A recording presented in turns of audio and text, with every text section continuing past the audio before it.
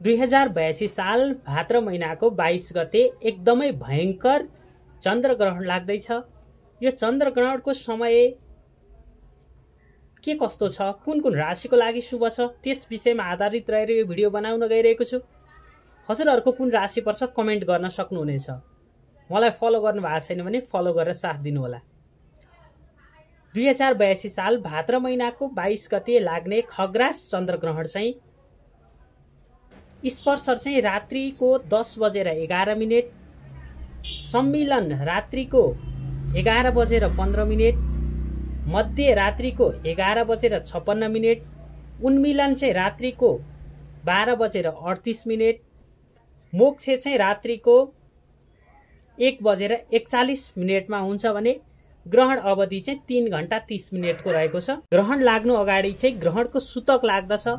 सूतक चाहिँ 2082 साल भाद्र 22 गते आइतबार दिउँसो 1:11 देखि सूतक लाग्दछ। सूतकको समयमा विशेष गरी बिरामी, अशक्त, वृद्ध बाहेक अरूको लागि चाहिँ भोजन निषेध गरिएको छ।